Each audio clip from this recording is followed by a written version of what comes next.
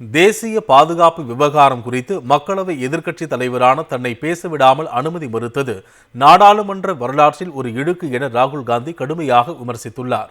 குடியரசுத் தலைவர் உரை மீதான விவாதம் குறித்த உரையின் போது பாதியில் நிறுத்தியது தொடர்பாக மக்களவை சபாநாயகர் ஓம் பிர்லாவுக்கு மக்களவை எதிர்க்கட்சித் தலைவர் ராகுல் காந்தி கடிதம் எழுதியுள்ளார். தன்னை மக்களவையில் பேசவிடாமல் தடுத்தது நாடாளுமன்ற மரபை மீறுவது மட்டுமின்றி எதிர்க்கட்சித் தலைவரான தன்னை தேசிய பாதுகாப்பு குறித்து பேச அனுமதி மறுத்தது மிகுந்த கவலை அளிக்கிறது என ராகுல் காந்தி தெரிவித்துள்ளார். தேசிய பாதுகாப்பு என்பது குடியரசுத் தலைவரின் உரையின் ஒரு முக்கிய பகுதியாகும். இது நாடாளுமன்றத்தில் விவாதத்திற்குரியது என்பதை மீண்டும் பதிவு செய்ய விரும்புவதாக அவர் கூறியுள்ளார். தேசிய பாதுகாப்பு விவகாரம் குறித்து மக்களவை எதிர்க்கட்சித் தலைவரான தன்னை பேசவிடாமல் அனுமதி மறுத்தது ஜனநாயகத்திற்கு எதிரானது என்று விமர்சித்துள்ளார்.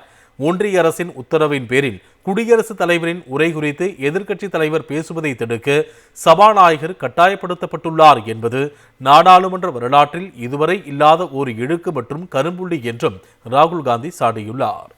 தேசிய பாதுகாப்பு விவகாரம் குறித்து மக்களவை எதிர்க்கட்சித் தலைவரான தன்னை பேசவிடாமல் அனுமதி மறுத்தது நாடாளுமன்ற வரலாற்றில் ஒரு இழுக்கு என ராகுல் காந்தி கடுமையாக விமர்சித்துள்ளார். குடியரசுத் தலைவர் உரை மீதான விவாதம் குறித்த உரையின் போது பாதியில் நிறுத்தியது தொடர்பாக மக்களவை சபாநாயகர் ஓம் பிர்லாவுக்கு மக்களவை எதிர்க்கட்சித் தலைவர் ராகுல் காந்தி கடிதம் எழுதியுள்ளார். தன்னை மக்களவையில் பேசவிடாமல் தடுத்தது நாடாளுமன்ற மரபை மீறுவது மட்டுமின்றி எதிர்க்கட்சித் தலைவரான தன்னை தேசிய பாதுகாப்பு குறித்து பேச அனுமதி மறுத்தது மிகுந்த கவலை அளிக்கிறது என ராகுல் காந்தி தெரிவித்துள்ளார். தேசிய பாதுகாப்பு என்பது குடியரசுத் தலைவரின் உரையின் ஒரு முக்கிய பகுதியாகும். இது நாடாளுமன்றத்தில் விவாதத்திற்குரியது என்பதை மீண்டும் பதிவு செய்ய விரும்புவதாக அவர் கூறியுள்ளார். தேசிய பாதுகாப்பு விவகாரம் குறித்து மக்களவை எதிர்க்கட்சித் தலைவரான தன்னை பேசவிடாமல் அனுமதி மறுத்தது ஜனநாயகத்திற்கு எதிரானது என்று விமர்சித்துள்ளார்.